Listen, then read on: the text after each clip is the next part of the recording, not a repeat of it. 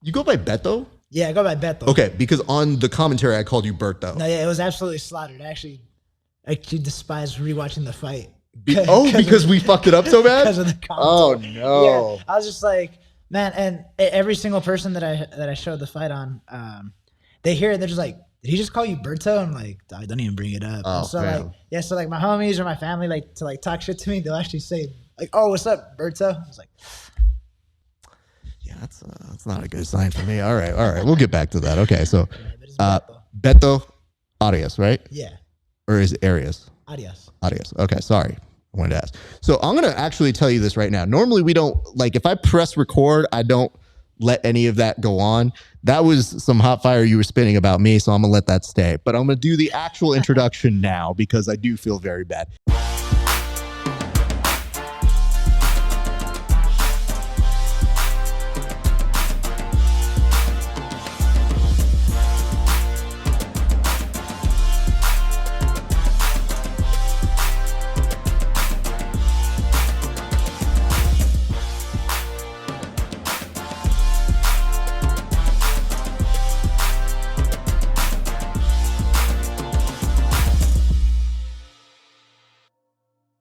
Hey everybody, my name is Rafa Sparza. You're watching the Grappling Hour. I'm very excited that you guys are here. It is your friendly neighborhood BJJ podcaster. And yes, even I do occasionally make mistakes. I've made a couple with our guest here today, and I'm not proud of it, but I will acknowledge it and I will move on. Let's go to the actual things that we need to preview before we get to him. Let's first say this. If you guys like this show and you want to go ahead and support us, you can go on over to patreon.com/grappling hour. You can see these interviews 30 days before anybody else. What does that mean? Very simply, it means that you will see, again, these interviews on early access. So 30 days just to you guys, then they go out to everybody else for free. And if we're being honest, I like you guys better because you pay. Now, if you send me memes and you pay me, I'll laugh really hard. But if you don't pay me, I don't laugh at all. I just literally yeah, okay, that's nice. I've seen this meme before. Okay, just letting you know. You are not presenting new memes to me. I have already seen it. Nope. Cute dog, seen it. One fight meme from Jiu-Jitsu memes? Seen it. I know him. We're friends. He's not that funny. Let me go ahead and say a few more things before we get there. So you can do that. You can also check out our premium access. On premium, you get to see segments where people roast my competition footage, which is great. We just got one where I actually got highlight reeled. So we're trying to get that guy to come on the show because he's actually a really, really good fighter. Don't know how that match happened. Wasn't supposed to happen, but things happen. So you can check that on out, as well as many different segments that we're doing today, including a tape study where we're going to watch this dude's fight, which, by the way, was amazing if you have not seen it. So we're getting there. Last couple things, like, comment, and subscribe. If you don't know what you want to comment on by the end of this video and you're watching on YouTube, we will give you a prompt. So make sure, like, comment, subscribe. And one last thing, actually two last things. Check this out. You guys like this merch? I like it. Go on over to rafasparza.com/merch and you can get yourself a t-shirt or a hoodie, depending on if you live in a cold area. And you know what? Hey, listen, if you just need to stay warm, go get one of our hoodies. They're the Grappling Hour hoodies. You can get a combo of them together, $60. Individually, though, $45 for the hoodie, $25 for the t-shirt, but save some money, get both. rafasparza.com/merch, or you can go to grapplinghour.com. And last thing, if you want to continue the conversations we have here on the show, you can go to our Discord, and we're at Grappling Hour. All right, let's go to this man.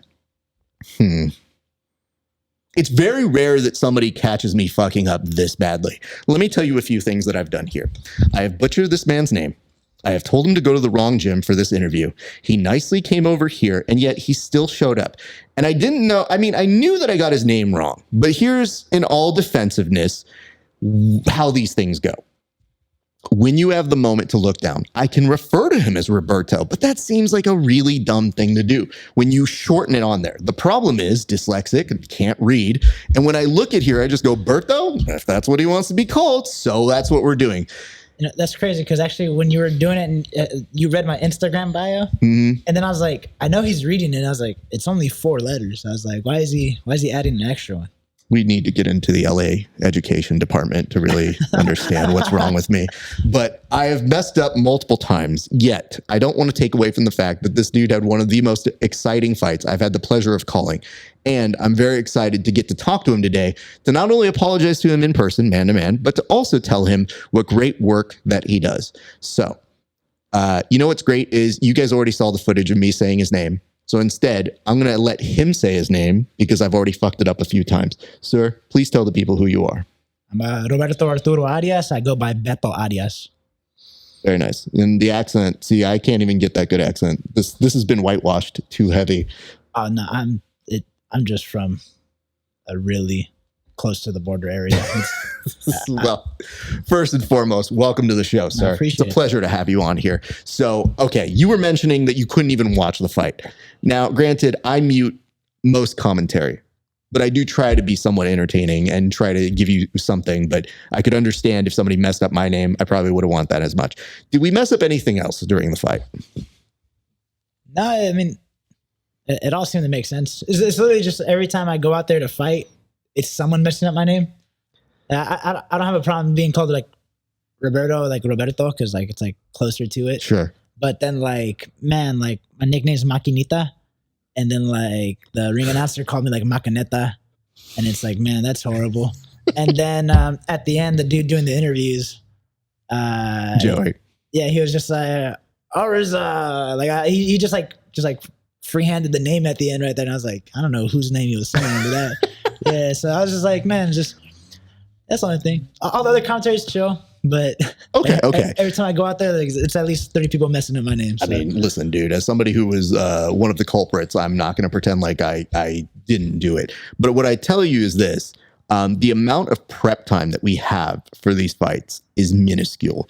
So the reason why I get mad is because I actually do prep time. We don't get paid for prep. That's I wasn't like hating on it like completely, but the only one was like the announcer, just because he goes out, he talks to us backstage and he like spells it out phonetically. Yeah. And I was telling him how to spell like out everything.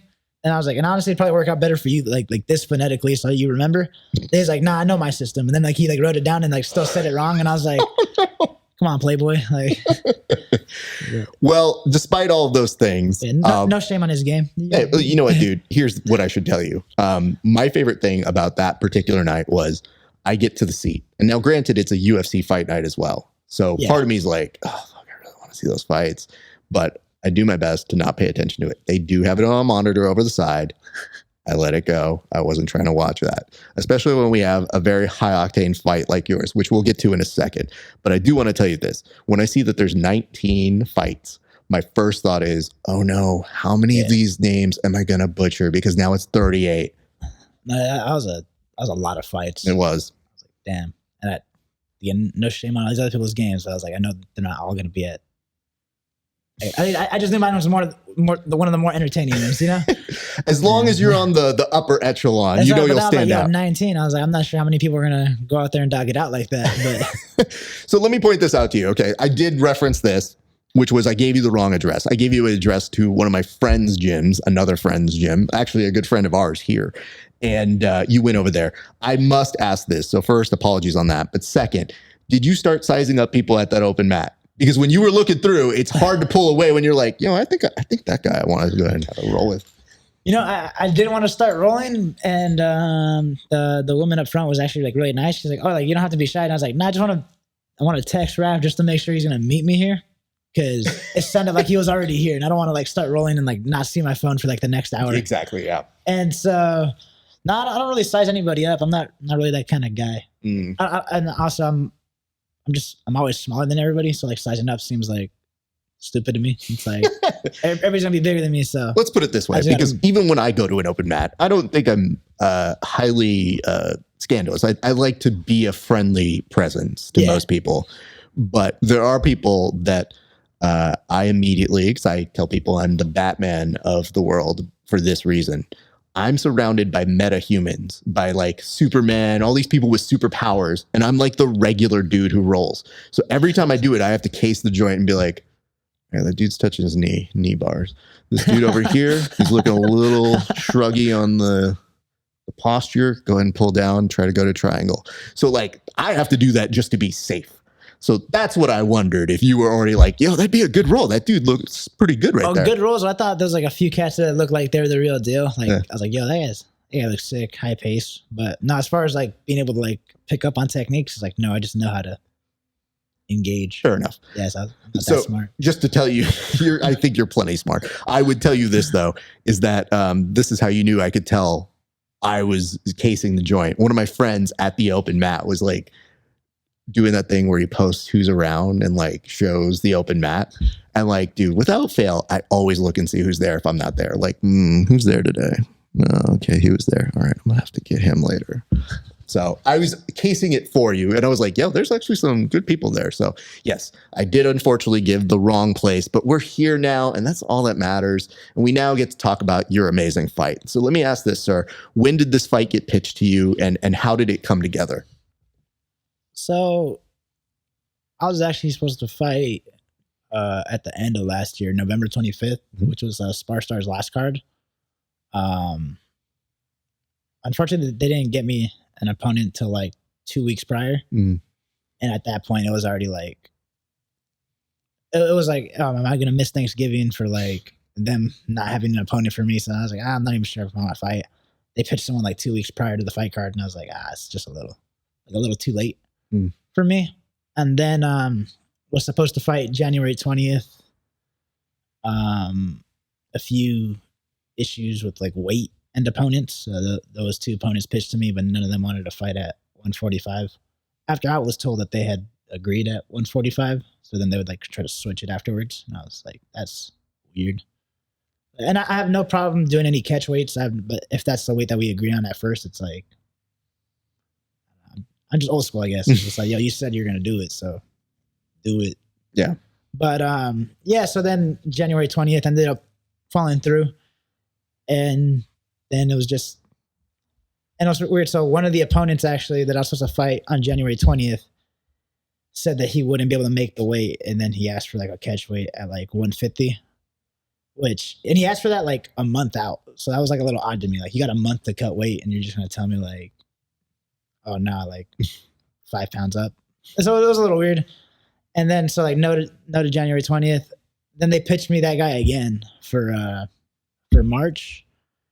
And then the matchmaker for SPARSTAR, absolutely amazing. Love Heather. She was saying like, yo, he has enough time now. He said the only thing was time. But he will for sure make the weight. And then I wasn't sure if it was like, oh, he only had enough time if it wasn't me. Because then I was like, cool, let's do it, 145. Then she's like, cool, it's set. Let me just confirm with them. Like a week went by and I text her like, hey, did they accept? And then she's just like, I'm sure they would have. They already told me that he would fight at 145. And then she's like, I just haven't been able to get a hold of him. And then like another week went by and then she's like, I'm gonna start texting his coaches because it's that. Then she's like, his coaches said that he's like out of town in the mountains with like no reception. I was like, that's weird. I could have sworn his Instagram story he was in Anaheim. And so then it was just like that weird thing that she's just like, yeah, they ghosted me. We got this guy. He already said yes to 145. He said he'll fight you. I was like, all right, cool, let's do it. And that's how the fight came about. Okay, this was way more complicated of a fight story than I thought it was going to be. I will say yes. It's just gotta be. We should also put into context here. Your background is wrestling, so not making weight is not an option. Yeah, it's so silly too, because like it's. So like everything that like was coming at me was just like either they're trying to do tricks to like either mess up my weight or like to benefit them in somehow, and it's like it's amateur. Like, yeah, you're not gonna get paid more, and that's another thing too. But they also use that as an advantage because like people are willing to just miss weight or like anything like that because like, oh, it's amateur, like nobody's gonna find me. Yep. Especially if I already sold all my tickets and it's like the day of the fight when we weigh in, they're gonna be like, oh, you're gonna give all that money back? But think about it like this. Even at the pro level, there are very little consequences for not making weight. So when that does happen, that's why I think you're gonna see a lot of people game that system. Oh, yeah, 100%. So it was just a whole silly debacle, I guess. Bunch of silly gooses over there. So you were mentioning, because listen, here's my thing. Don't mess with my food. Like, if you get to the point where Thanksgiving's a real issue and you go, are we fighting or not? Like, I think that would make me the grumpiest of all different kinds of weight cuts. Actually, so I don't even think I really cut weight, really. I just diet extremely well. Even when I'm dieting, I eat a lot of what I want. I just eat healthy. I'm just a healthy guy. But that's why I'm just like, I just think they're silly sometimes when they do things like that. And especially even with like the Thanksgiving thing, to me, it's more of like, so I don't live in my hometown anymore. So all my family is like 3 to 4 hours away, depending on how, traffic is and stuff like that. But like, it's not like I see like my family all the time. And especially when I'm like preparing for a fight, I definitely don't see them as often as, they probably like. And so to me, it's like, cool, am I going to miss like a family event that I know like all the family will be there just because, they're trying to find a so-and-so from wherever. So, yeah, so stuff like that, I'm like, I probably won't. I like to put it this way, which is I feel like your opponent should have to call your mom and be the one to explain to her the reason why you're not going to be there. Because that's the call I don't like making. I think one year I had actually told my mom, she was calling me, and my mom was of 9 brothers, sisters, kind of a situation. She was anointed the one that could make the tamales in the family. So she was like, I'm talking, dude, I know lots of people talk about their mom stuff, but like my mom's tamales were like, I still have not had one that has done this. It was passed from the abuelita to her, and she, So one year I was telling her from college, I was like, hey, I don't know if I'm going to come home for Thanksgiving. She's like, what? And I go, you said you're not going to make tamales this year. And she goes, and I go, well, if you don't make them, I'm not coming home. And I was like playing around. I was kidding. My sisters got called the next day, and they're like, you get the fuck down here. Mijo's not coming unless there are tamales. So there will be tamales. And they're like, we hate you. We cannot believe you made mom make tamales when she did not want to. Do you know how much work this is? And I was like, I'm so sorry. But I'm also not sorry because it's really good and really, really, really delicious. So I've definitely been in the place where I think of it in reverse, though. If I were to call my mom and I wasn't playing around and I just said like, yo, we don't know if I'm going to fight, I'm pretty sure she would be pissed to be like, this is a family time that we need to spend together. So that's the part where I think like that sucks to explain to the family. That's why, yeah. So stuff like that, even more so because like I said, I was really stoked for January 20th. And even more so like with that, like when everything's looking like you're going to fight, like, all the training's going great, they're trying to find you opponents and like stuff like that. Then like not being able to like, I had some people work real hard to get those days off. And just for like a few weeks prior, it's like, you know what? We're 2 weeks out and I'm not going to fight. Understood. So, yeah, stuff like that too. So. Well, let's get into talking about the actual fight. Because when it did come together, it came together. Like it was a real, like I can't emphasize this enough. We're going to watch it in a separate segment. But for right now, just so people can understand, you were involved in a fight that went everywhere, that was insane, and was really fun to watch. So from your perspective, what did the fight as a whole feel like to you? So I have like really high standards for myself. And especially because I come from like a wrestling background. And I should have been out of that first round. I should have. There's a part in the fight where I'm on his back and he's turning over to belly down and he puts both hands on the mat. And anybody that knows jiu-jitsu, if I'm on your back and both your hands on your mat, my arm should be around your neck. And instead I didn't. I punched him instead. But other than that, I thought like the fight was fun. At first I was like a little like upset. And I know like a few people can like relate, like when like you want to show like the best of your capabilities and like you can't put someone away or something. Like I think my little brother's the same, like not satisfied with wins, sometimes. But other than that, like looking back at it like a week later, I was like, shit, as long as you guys enjoyed it. That's what it was. I was like, as long as people enjoyed it. But may I, from the outside perspective, give you some idea of what it looked like to us? So sure. Yeah. Okay. Hands on the mat. Okay, great. I can't think of a jiu-jitsu person that doesn't have a sin or two where you're like, oh, I could have done this. I could have done that. It happens to us, bro. the part that maybe started to make more sense to you a week later is the high octane action that happened from start to finish. To me, I can't ask more of amateurs. I can't ask more of fighters than to not go out there and give me their all for that much time. So when I was watching it live, there are things that your head think logically should happen, right? Like if X happens, then Y, then Z. All of that got thrown out because everything I thought would happen next didn't. And as a result of that, I was like, this is very compelling to sit here and watch. This is amazing. It was a fun fight. I think that's like the only way to describe it. It was fun. I wouldn't say like technically, I was like, oh man, my technique looked amazing, you know? Yeah, okay. Or, you know, not gonna lie, I'm a wrestler and I got fucking suplexed, you know? Like, we should talk about that because when I saw you get suplexed, first of all, you know how I just mentioned what I thought would happen got thrown out the window. I didn't see that coming. I didn't see there was going to be a scenario where you got suplexed. And then when you did get suplexed, I had talked to somebody and I said, hey, I'm going to interview this guy, right? They look at it and they go, who? The one getting suplexed? I go, well, watch what happens. And then you ended up in mount. Who gets suplexed into mount? You know, that just happened because the dude just didn't know how to let go.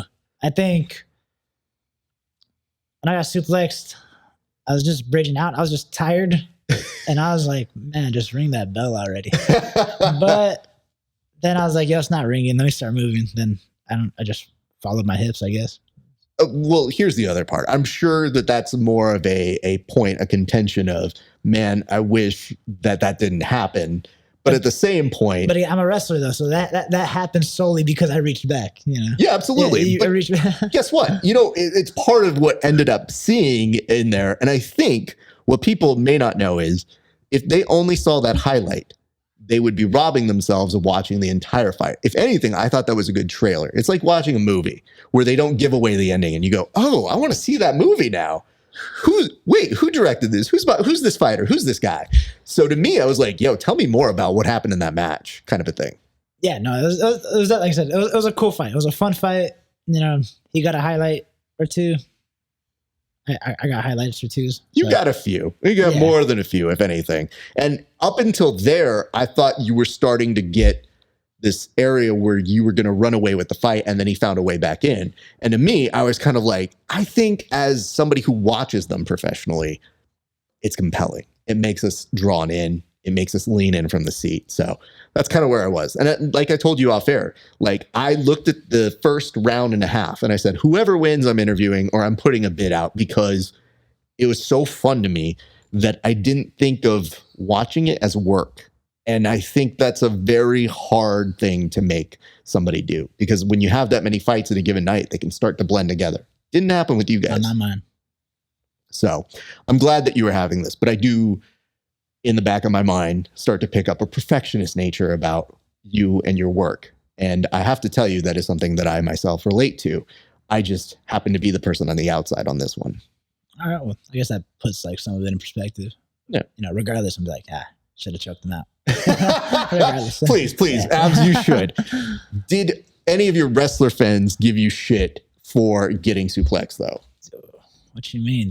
Wrestlers are assholes. I'm not sure if you know this. Yeah, of course. I'm not able to show my face in my hometown after that. Without a doubt. Let me put it to you this way. Okay, here's the good news. You know, after we're all said and done here, you and I will be training, but I will promise you, there's no way you're getting suplexed. So you're already A+ right now. I'm extremely hard to take down. That's why that fight pisses me off a little. I'm extremely hard to take down, and that just happened. No, I'm not going to swim. No excuses. No excuse. But again, excuses. You won the fight, and as you mentioned earlier, you're like, some wins are wins. And I was like, well, go watch that fight again. So here's the good news. Here's what I realize now. I actually thought at first you'd be doing me a favor by watching the fight with me for our Patreon folks. I now realize what I'm doing for you is therapy. So I'm going to charge you at the end of watching it, just to make sure you know. But I want you to, like, my goal after this is to literally make you ingest the fact that it's a good fight and that you did some good shit and that it was good enough for me to be like, yo, there's some really cool techniques that you're doing in this that maybe the average bear couldn't do. Or more importantly, you stood out for a reason. Without a doubt, I'm good at like following directions. So like whenever I heard my coaches and I thought like, yo, let me do this, I felt like I'm completely comfortable. If you had showed me a technique today, and then I went out to like, I don't know, a jiu-jitsu comp like 2 weeks from now, that I could execute that technique, or even like a week from now, like whenever my coach has shown me something, I will incorporate that. And a lot of that fight, like that first round, every single thing that went right in that first round, we had literally just gone over in the back. I was like, hey, you know what? Cool. Let's try this. Then literally, I want to say like 10 minutes before going out, like my head coach is my Theo EJ, and he was just like, you know what?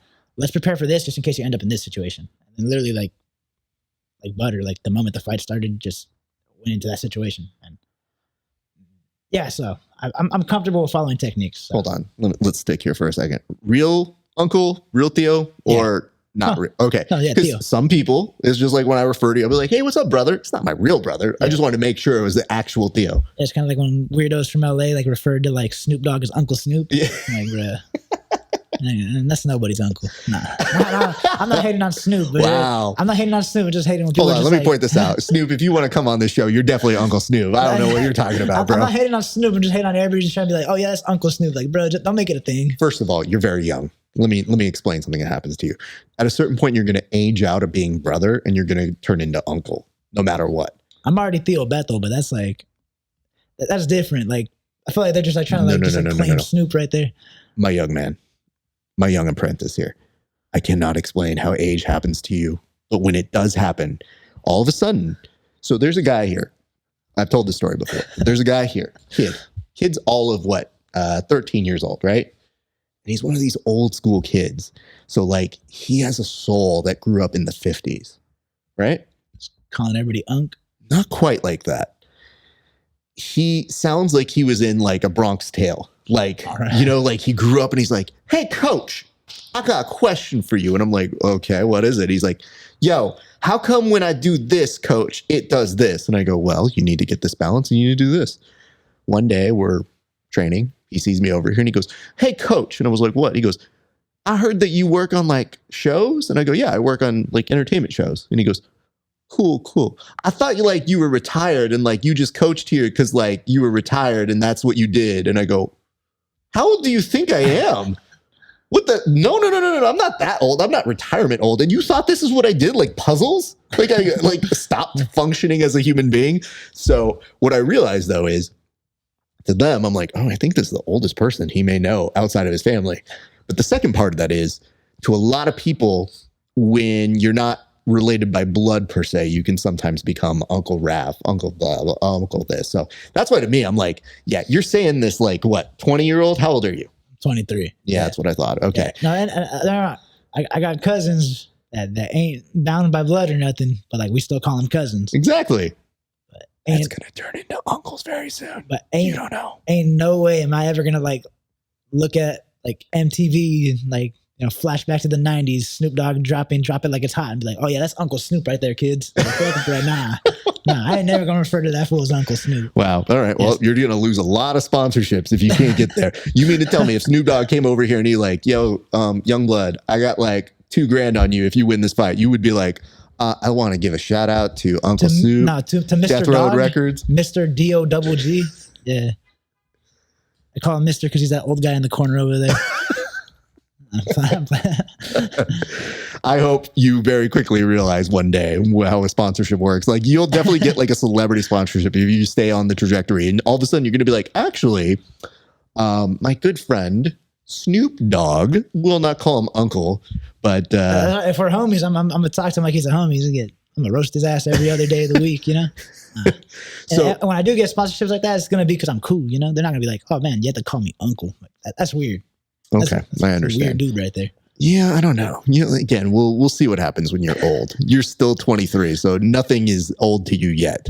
But when we get there, we'll get there. We'll revisit this in maybe 10, 20 years, and then we'll see. And all of a sudden, you see all these young kids that you're like teaching wrestling to, that they're going to be like, hey, what? Well, he didn't like it when I called him uncle. He got really weird, and all of a sudden made me do burpees. It got really strange. So let's do this. I always ask people what the celebration is like. I want to know what the celebration is like, given you're a perfectionist. So if you're unhappy or unfulfilled with the entirety of the fight, how do you celebrate? Because part of your brain might be thinking, how do you fix things instead of allowing yourself to enjoy the win? Didn't really celebrate too much. Like, I mean, yeah, celebrated. I think it was more of just like spending time with my family. Had fam and friends roll up from all different areas. One of my sponsors that I don't call uncle, they just one of my sponsors. My boy Beast, Christian Aguilera, that guy owns a wing place in Placentia called JD's Wings and Things. And so after my fights, my only 2 fights, we go there. We all eat delicious chicken, you know, a little protein. But yeah, we just eat good food and just kick it. We were watching the UFC fights that Dustin Poirier versus Benoit Saint-Denis was off the hook. That was, yeah, we're watching that. It was cool. Like, it was cool. I kick it with the fam and stuff. But I mean, if you look at the fight and when they're, you know, reading the scorecards and they're about to say my name, like, I already knew I won. Like, I knew I won the first and third round. But I wasn't like stoked, you know. They say my name, I'm not like, oh, let me lose my shit. It's like, nah, like I trained for this. This is my job. Yeah. You know, if somebody like got done with their shift at like 7-Eleven, like started celebrating, like, yo, dog, you see that? You see that? Be like, whoa, chill, my guy. We all work, you know? Like I'm not gonna pat you on the back for completing the shift. So that's how I felt. Like, I was like, you know what? I did my job. So winning, I did my job. If it's a spectacular win, then maybe I'll celebrate, because then it's like, yo, I killed it today. You know? But yeah, other than that, I was just, I guess, just enjoying my time with the family. Like, they came out to see me. Let me just enjoy it with them. Good man. As a fellow perfectionist, a thing I've learned over the years is that you do, like, I keep myself accountable, but win or lose, I give myself one day. Like, I give myself one day to kind of enjoy, or like, if I've lost, I sit in that loss where I go, nah, fuck, all right. Then I go back to my perfectionist nature. Here's why. Because what ends up going through your brain for those 24 hours, nothing's going to get fixed right then and there. If you allow your space to happen, because whatever's happened has happened, then you can come back to it. Because I tell you, it will drive you insane. Like, a perfectionist nature can be the greatest motivator, but also the greatest detraction from your greatness happening. So it's one of the things I picked up over the years, which is like, if I have a really good day, yeah, I live in that moment and I kind of like enjoy it a little bit more. But there were days where I would win something. I'd be like, And then I would look at the photos and I'm like, you know, a little bit age happens and I go, what was wrong with me? What was I doing? And so when people would ask that, I was just like, well, I won, but I could have done better. And people were like, okay. So I took the guidance of my friends over the years, and that was one of the things that I took away. So it's the same thing when like my students compete now. I just tell them like, all right, cool. You won. Good job. Today, good job. Tomorrow, we're going to talk about it. And then they'll be like, yeah, we're going to talk about it. I was like, oh, you did really well. However, you fucked this up and we need to fix this right now. And they're like, oh yeah. I was like, yeah, Raph is good for a day. He put his hands on the mat. You should have choked him. Yeah, that's the discussion we have on Monday. So that's totally fine.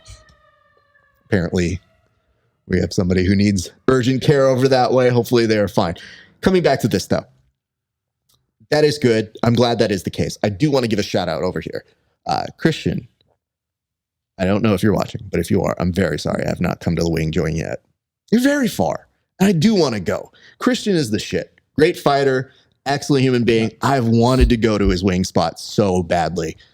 If I do go to the wing spot, though, what are the wings to get?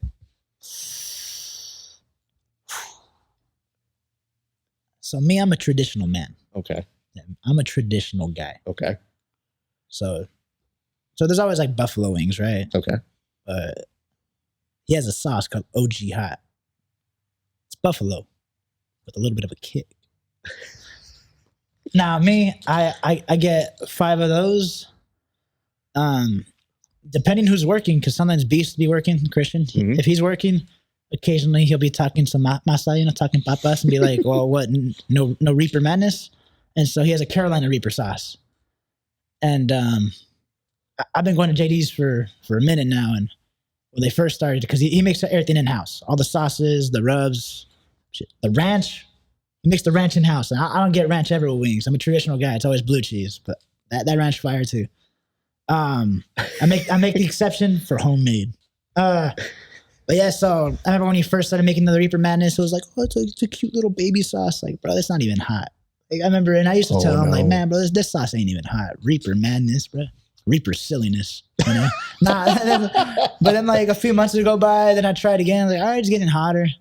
And then like actually like a few months before the fight, maybe like in December, I think he was like, you know, talking smack. He's like, hey, yo, we made the Reaper hotter. You're not going to get the Reaper today?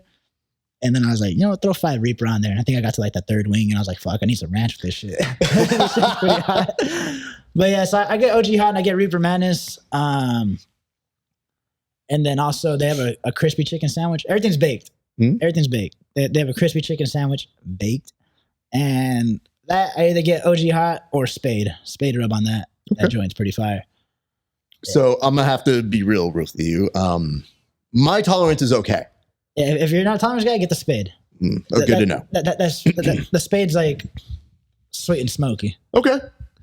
The reason why I say this is that my tolerance is better than I thought it was going to be. My dad, he had the kind of like tolerance that I was like, yo, that's a man. Like shit. He's got a real tolerance.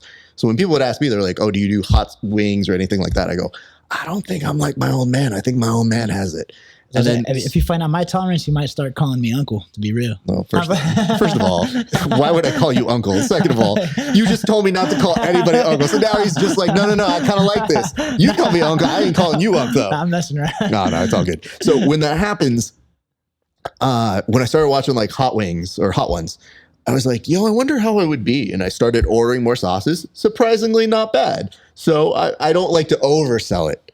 But there have been days where like, I was like, oh, I handled this better than I thought it would. The problem is, I don't think I got our boy Christian's tolerance. So I don't want to oversell that as well. And now that I know he's talking shit too, I'm not going to be able to go over there and be like, yo, Christian, I'm going to talk some shit back to you. I'm like, yo, that's a fighter, dude. He's still real good at it. Like, I don't know if people know that. He's still really good, but I like talk smack on the wing. Oh, not the wings, the sauce, the heat level Reaper Madness. But he finally got my number. He celebrated in my face the day I had to eat it with ranch. Wow.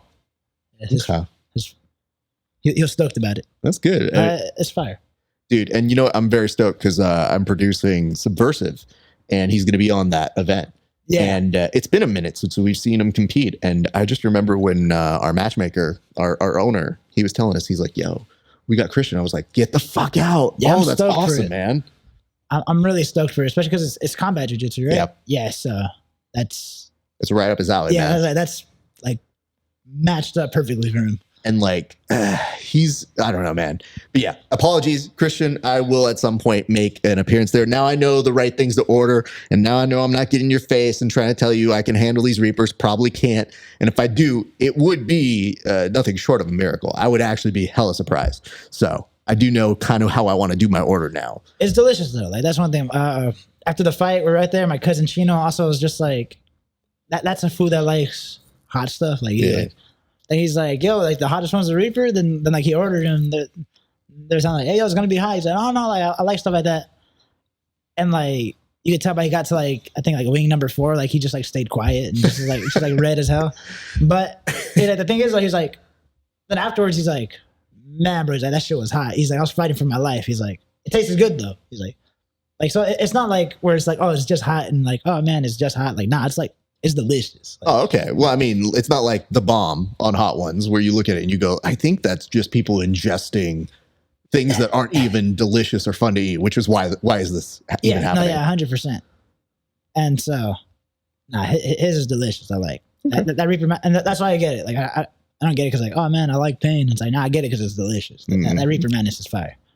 Fair enough. Well, I'm glad to hear that. And like I said, when I saw that you were going to celebrate with the boys over at JD's, I was like, oh man, look at this. We got a guest that's going to be able to give me all the inside intel. And now I know when I do go visit, so I can make a better informed decision. So I'd like to take a step back here. You were mentioning family, that you've got family coaching you, but I always like to know when people started to get involved with martial arts. It does seem like wrestling happened first. So when, was it wrestling? Was it jiu-jitsu? What was your first kind of mixed martial arts experience?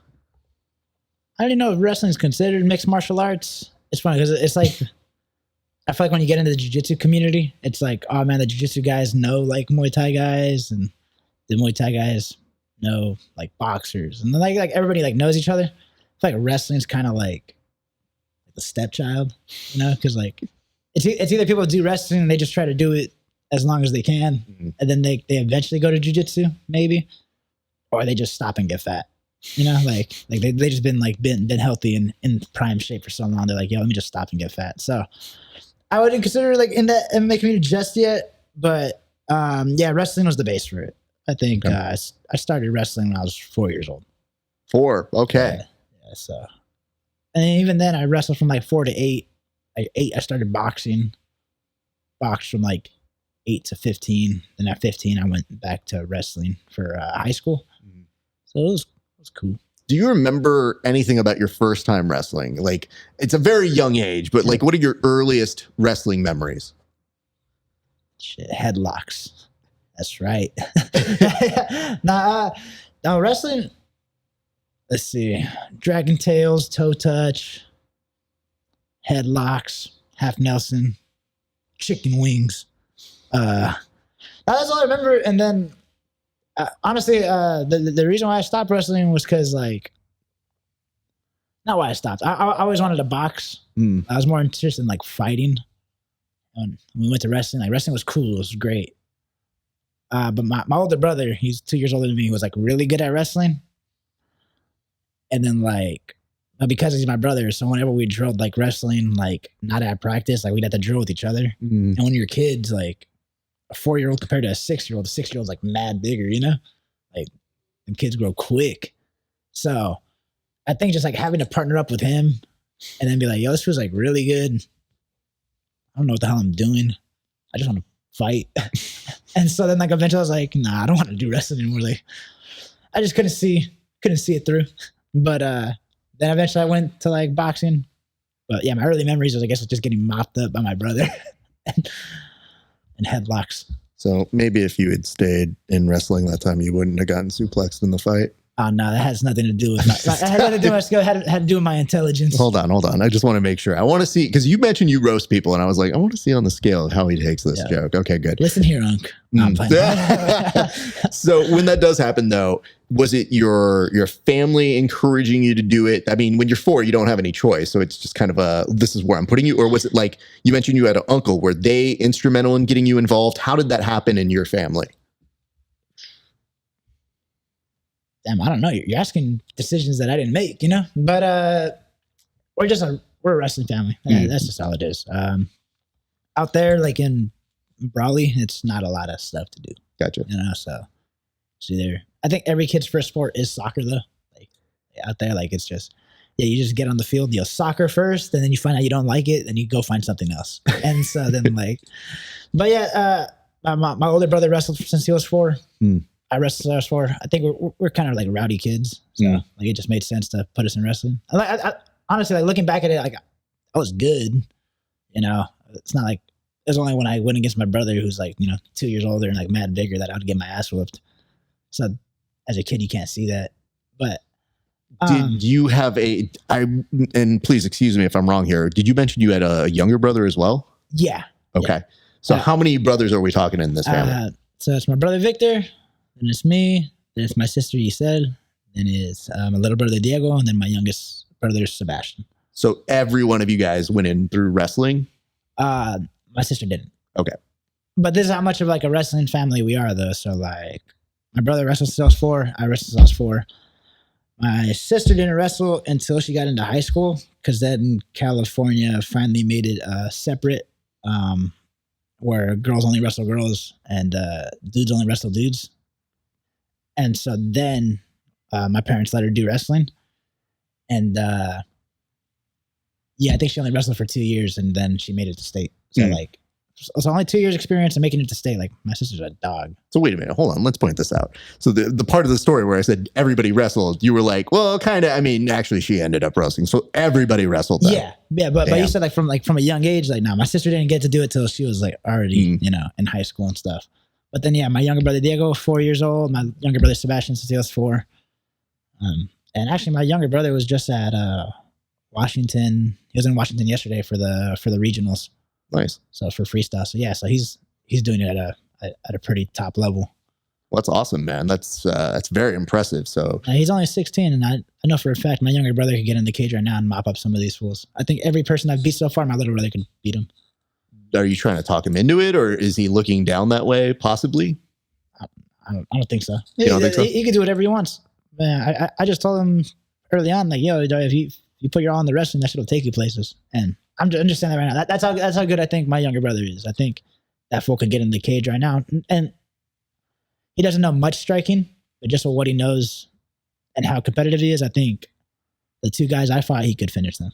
I think what ends up happening is if you have a little bit of expertise, there are things that you know that they might not know yet. By having that perspective, you're like, no, man, I mean, I know the caliber of what it's like to be at this level. You're that level. And sometimes they don't know it or see it yet. So the biggest thing is just mentality. I think like anybody could be, especially like my fight, like you saw like technique go out the window so many times. Yeah. Like it is just like if you're just down to move forward. I know for a fact my little brother's just that guy. You know, he's just that guy. So to me, I was like, yeah, this guy can do it. I think there's like a kind of like a killer instinct that you see in certain people. Yeah. And I see that in my little brother. So let's try to do this. When do you find jiu-jitsu?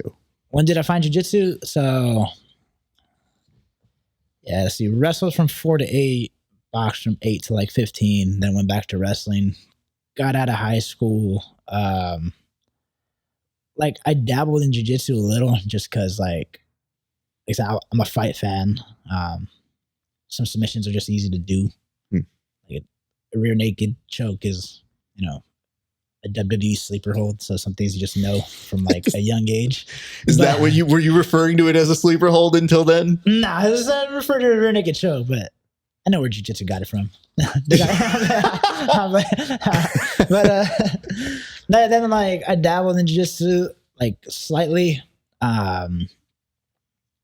And I would say like a little bit after high school, I think, because of what I was doing for work, a few guys would do jiu-jitsu too. And so would go to jiu-jitsu occasionally with them.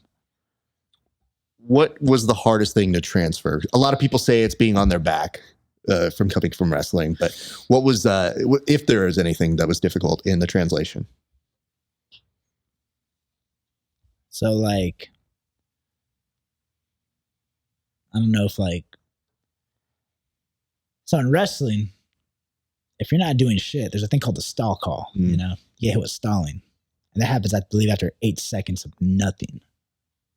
Jiu-jitsu, 8 seconds ain't shit. Like stalling's the name of the game, you know? Like I think jiu-jitsu is like the biggest, like, yo, you do something first. I'm like, well, nah, you do something first. Like, so that's the biggest thing. Cause like, I'm not used to stuff like that. And especially like, yeah, it's weird to me. It's still weird to me. Like it's a 5-minute round. And if like none of us has got a takedown within the first minute, it's like, bro, this ain't it. You know, like I have very bad news about how our roll is going to go then. So what I like to tell people is this. It's a choose your own adventure. So nobody does it necessarily the same way. But what does happen is in jiu-jitsu, if two people elect to be like, no, you go first. No, you go first. I literally rolled with somebody on the SPARSTAR card recently. And this dude came up to me and he was like, hey, man, I don't like the way you roll. And I was like, oh, I'm sorry. And he goes, no, because you're a counter grappler and I'm a counter grappler. And I was like, well, you're young and you fight. So you do the work. I am old and I do not fight. So why am I supposed to do the work? And he goes, yeah. But like, I need you to do something so that I can counter it. And I'm like, no, you fucking figure it out, dude. So again, like, I think it's just the hardest thing for me to learn is like toning down certain areas. Sure. And to me, it also makes sense too. Cause like, it's, you know, the gentle art of violence, you know? Yeah. So, and it, like, it's really cool once I get caught in these chokes from being too aggressive heavy, you know? But like, and so there's some cool things about it. Then also that also allows like, I can't remember like a time in wrestling practice where it's like, oh yeah, man, this is chill. You know? Oh, this is chill. That's one thing about jiu-jitsu. Like you could do that with some homies and be like, yo, yeah, we're gonna kick it. We're gonna roll. You chop it up mid-roll, you know? Yeah. So like, there's a whole lot more like, it allows like more people to like make, it becomes a hobby. Sure. Like nobody ever does wrestling for a hobby. No. Like exactly. Like, and even when like kids do it, like the pressure to become like the best in the world or whatever the hell. Like they're just much more intense. But like I think like that's why like jiu-jitsu is like a really big like following, and then like wrestling's like only people who are like in it pay attention to it. You know? Sure, but I mean, like I feel like the smartest people figure out how to make both those worlds kind of converge, because I've seen really good wrestlers take to jiu-jitsu very quickly. So you're calling me not smart. That's what you're saying? First of all, not playing.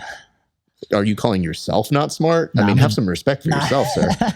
But second of all, I just feel like in your particular case, you found where you wanted to apply it in fighting. When did you know that you wanted to fight? Like for real, because growing up, it seems like a fun thing, but then there's a lot more work that you don't realize when you're like 5 or 6 and you want to fight.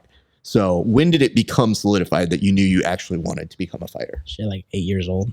Yeah, at 8, you knew? Well, just when I was boxing, like I wanted to become a professional boxer. You know?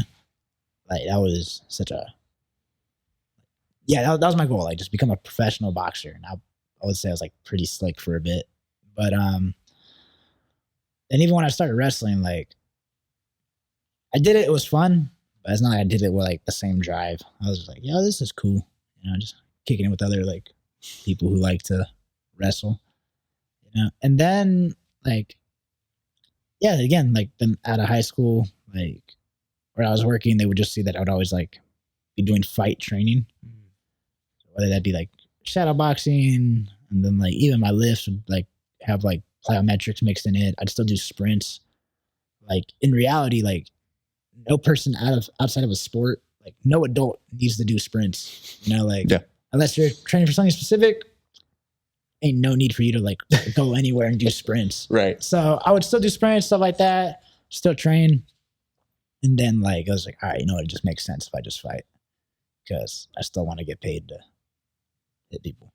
I mean, well, you found the right career path for that. So good on you, sir. Let me ask this. Do you remember your first jiu-jitsu class? And if so, what do you remember about that? Wearing pajamas to wrestle. Oh, so you were in a gi? Yeah. Yeah. I was in a gi. No, it was cool. Like I said, I've already known a jiu-jitsu. Like it's especially like, yeah. I already knew what jiu-jitsu would be. So then tried it out in a gi. Yeah, well, one of the things I remember specifically was like I went with I knew the guy who taught the class. And black belt, obviously, and he was sick with it, rightfully so. And he's like, you know what? Let's get around in. And then like again, just so much chokes with the gi off of stalling that I was just like, bro, this makes no sense whatsoever. But it eventually made sense. But that was probably my first memory, just a lot of stalling and a lot of gi chokes. Do you ever find yourself in a gi still? Yeah. I love the gi actually. Like, oh, you do? Yeah, wait, there was no part of any of these stories that you were like, oh, I kind of like this. Like I talk my stuff, but that's just because like you're supposed to talk shit, you know. But like if I have a homie that only trains in gi, I'm like, bro, really? Like they have to wear pajamas to wrestle, you know? Like, but no, I like the gi though. I really do like the gi because it was taught to me that to get really good in no gi, which you know you get really good at training what you do. He's like, but when you do gi to learn submissions, he's like, because there's no sweat factor to slip out or to slip into certain positions. He's like, you have to really get some of these small movements down.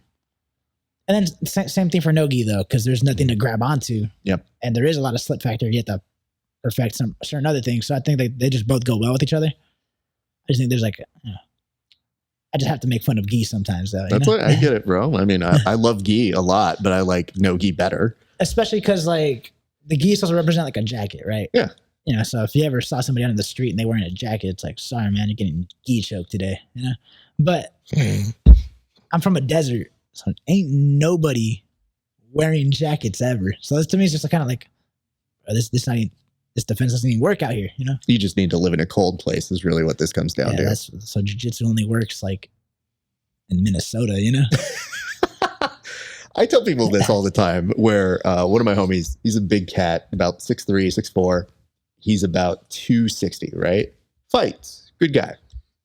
He told me, he was like, yo, so you mean to tell me that you think if we're going that you're going to turn this sweater into a gi and that's going to work? And I was like, that's my shot against you, bro. I don't know what you're talking about. You think I'm going to pick you up? You think I'm going to strike you? Dude, no, I need that extra stuff. And then he laughed afterwards and I immediately showed him. I was like, here's what I'm doing. And he's like, oh, yeah, maybe. And I was like, no, maybe, dude, this is my shot to beating you. Like I again, taking all the factors in and saying, this is how we equal things out. Yeah, but I just think that's funny though. Cause like where I'm from, like, and like, bro, nobody wearing a jacket. Like you just look around like, man, this gi stuff's not going to work out here. Yeah. I like this, that as you say it, you know, your girl's over here wearing a jacket. I think she's already looking at you like, well, you know, one person. Because she's from Orange County, though. Like, wow. The disrespect is real here, I see. It's okay. It's okay. OC and LA folk a little different. Wow. I see what it is. Okay. We scare you with the big city lights and whatnot here. Nah, I come out here and I'm looking at a bunch of like, you ain't there yet? Oh, you still need a jacket? Oh man, yeah, so, stuff like that. Do you want sriracha for that burrito? Wow. But nobody ever eats srirachas with burritos where I'm from because okay, we have respect. You have respect. Yeah, we have respect. You know. I'm just saying, dude. Some people like the little bit of additives to it. That's all. Sriracha don't belong on a burrito. I mean, listen, dude, everybody has their own thing that they do. I just know this. If you give me a taco or a burrito for the very first time, I try to eat it pure so that I know what it tastes like. What happens after that, who knows? I may be putting stuff on it. But I definitely try to, like, I try to look at the chef and be like, yeah, it's good. Or, nope, it needs a little bit of that. Well, we're good. That's it. Everybody has their different thing that they do. It's a little too hipster out here. My God. All right. You're the one with the hipster hair, sir. I don't need to. Hipster hair. Look at this. Put your hair out right now. Show it. Ain't even hipster. That's some hipster hair. Not even. You don't even know. That's how far behind you are. You don't even know that that's hipster hair. It's clear to me when you had said whitewash that you don't know who Los Wookiees is. Oh, my goodness. If you don't know about Marco Antonio Solis. Yes, thank you. I just want to point this out. I did get you to take your hat off on the middle of my interview. And I know how much you didn't want to take it off. Hey, I just said I feel naked without it. I didn't say I have a problem being naked. Okay, good for you. All right.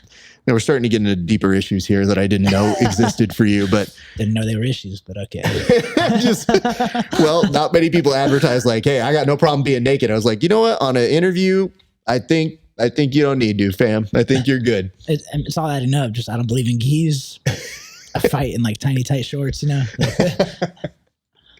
It is one of the rarest things in the fight game is always explain to people. It's like, well, no, he's going to fight him in his underwear, essentially, is what it is. It's just like when people make fun of pro wrestling, I'm just like, it is what it is, dude. It's funny. It's its own world. It makes sense there. It's just awesome. It's just better, you know? I mean, listen, dude. Like, I just say like just because of that pro wrestling, like, I'm a huge fan of pro wrestling. I used to be, so any chance to make it seem like a WWE event, I'm like, yo, I'm for it. Yeah. No. Yeah. That's why like I wasn't celebrating like crazy about the win. I was like, but the moment I got the mic, I was like, all right, let me just say a bunch of cool shit. You know, like that's what it's about. Well, now I need to know. I'm a huge pro wrestling fan. Who's your guy? Who are your favorites growing up? See, that's a tough one because, you know, I know when you watch the fight, talking about that WrestleMania with The Rock versus Stone Cold. Yeah. Which, you know, it's an older era, but the Attitude Era is pretty great. And I think like looking back at it, and another reason why I got like the mullet going, aside from like Los Wookiees, is also like Eddie Guerrero. Eddie Guerrero's pretty fire. You know, Latino Heat was sick. You know, Rey Mysterio as a kid growing up was just like that was the guy. He was the guy, yeah. Yeah, homie just has sick tattoos, a cool mask, was smaller than everybody, so he would just like do cool flips and stuff. Like it was just like that's who it was to be. Like if I ever was like playing like WWE SmackDown versus Raw like 2007, I was like, yo, where's Rey Mysterio at? Oh, okay, I see that. All right, I have to always ask this: what's your finishing move if you were a pro wrestler? If I was a pro wrestler, what's my finishing move? You know what? This wouldn't be my finishing move now, just because it's so overplayed with today's era. But before, it had substance, it had meaning. Before it was something to actually watch. Okay, that was the super kick when Shawn Michaels would stomp the mat to set up for that sweet chin music that the crowd was dying to hear. But now, like, everybody does it. It's not even a finisher anymore. It's not a finisher. Everybody just hits that there. So what's your modern finisher now? So what is the one that you would use now? Modern finisher, I would go like so lazy with it and just be like Mick Foley, like just do a DDT, like a butterfly DDT. Like that's all it would be. Or just like really drench it in drama. Like just like get both arms, like, head right there, then just like look around and like kick it real hard. Like that's it. Just a nice butterfly lazy DDT. Because those are the best wrestlers. Like you don't got no gimmicks. You don't got anything else. It's just like, yo, I'm gonna just do this. Yeah. It's about to be raw and real, and you're gonna love it. Why? Because y'all love me. Wow. Okay. Good to know. See, here, now that I know these things, now I know I can go for these moves when we're rolling, because I don't pick on people who don't know these moves, but I'm better at probably hitting a finisher than I am most jiu-jitsu moves. I'm glad.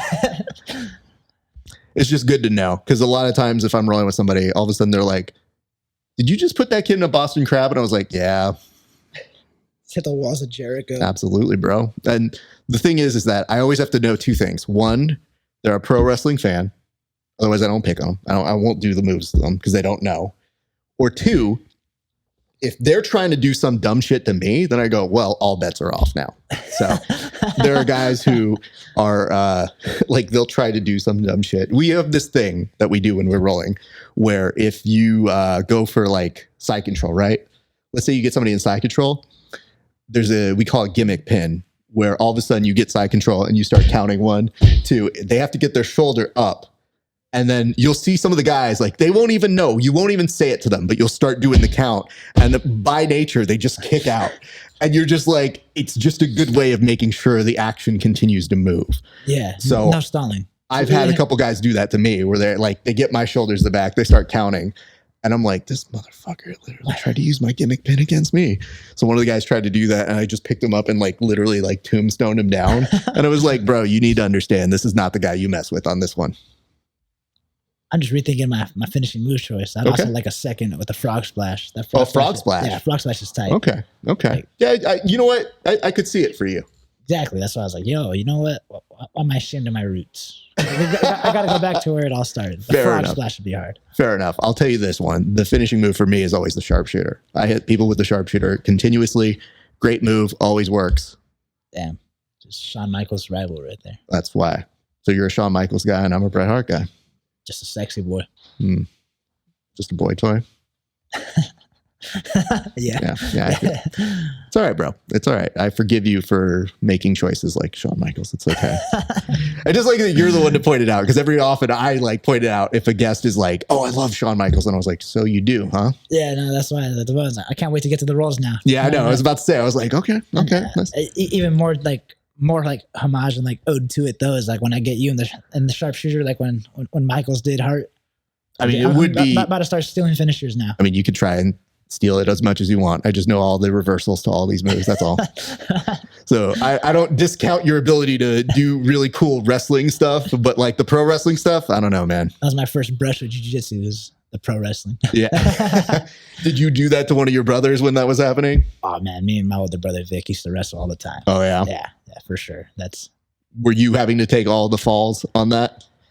Now, like, when it's just pro wrestling, it's just more fair. It's just like it doesn't matter. Like, size don't matter. There's no weight classes in pro wrestling because it's real like that. But the problem that you have with wrestlers doing pro wrestling moves, like actual, like you guys are wrestling, is that nobody wants to take the pin.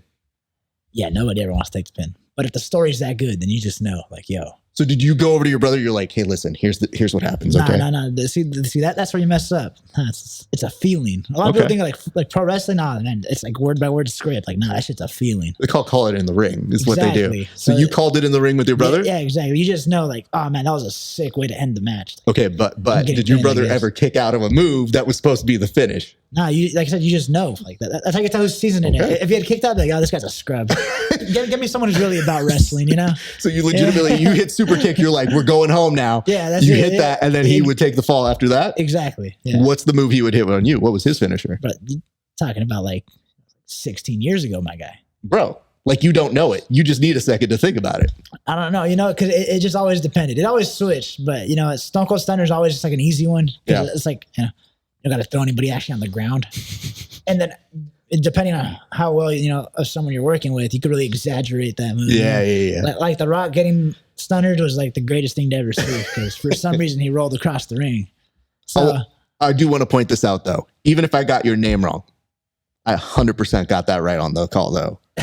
I just want to point that out because when I saw him walk in with that shirt, I was like, that is a very particular shirt that is coming out with him right now. Yeah, and I'm not even sure if he was actually that big of a fan though, just because like... Doesn't matter. As long as he wore the shirt, I was like, all right, these are my people. I like these people.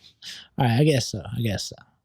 Maybe I'm a little bit of an asshole with him. Like, are you really about it? You know what? I think you were able to take care of some things nicely. Well, listen, Beto, I want to tell you this, man. Well, I appreciate you for being a guy who shows up and who has tolerated all of the nonsense that we do. You're a good guy. Your fight was amazing. I'm glad I was able to commentate it. In the future, I will get your name right. But I will tell you this, not for nothing, incredible way to go ahead and make use of your time in the cage. Not many people will do it like you did. And that fight that you had was spectacular to commentate. And I was really glad we were able to make this happen. So as we round third, let's do this. That's your camera right there, young man. What I want you to do, look at that camera, thank anybody you want to who helped you get ready for the fight, thank your sponsors, and thank anybody you want to give a shout out to. I'm going to start off with thanking Empire Promotions. Sammy Koppel, you the man. Appreciate the support.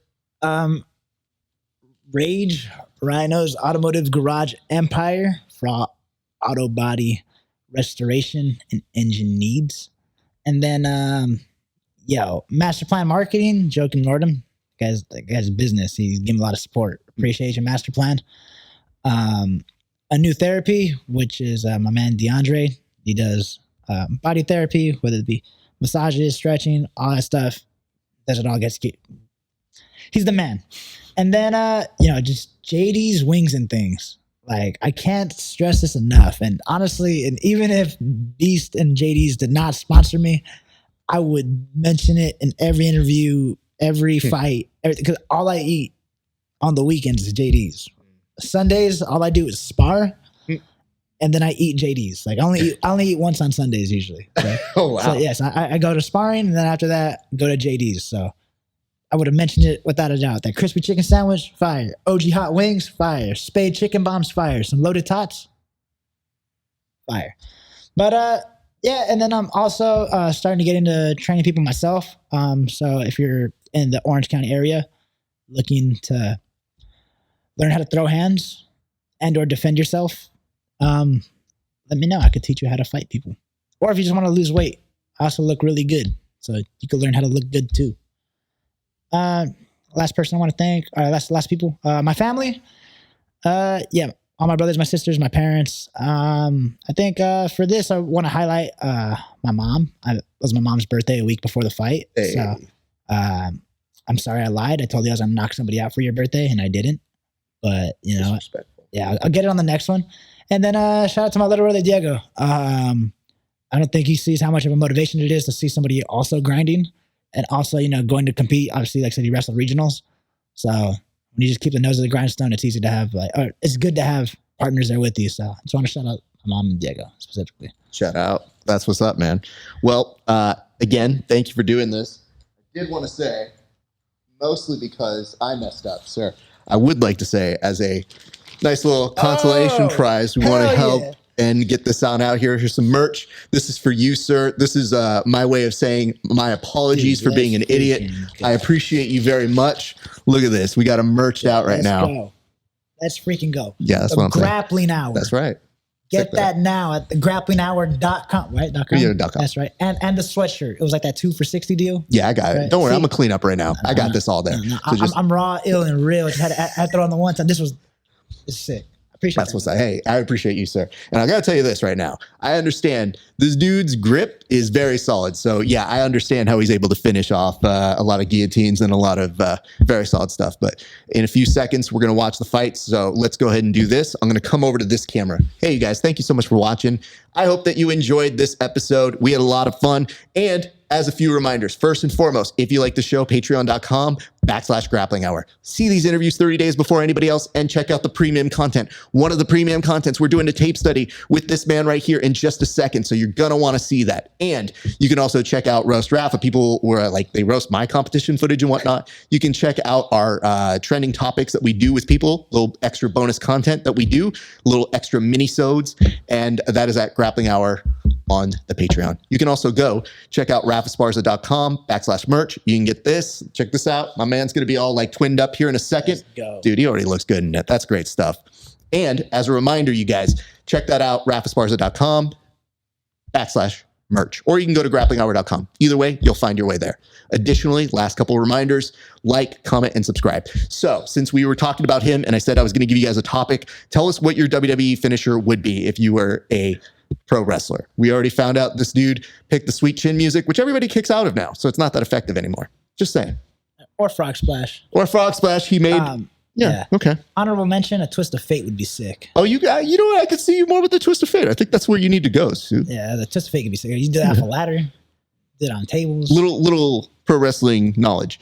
You want to pick the one that you can grow old with. Hulk Hogan was like, I used to do a leg drop, and he goes, and now I can't walk. My back's bad. I can't do that anymore. So you got to think long term, my friend.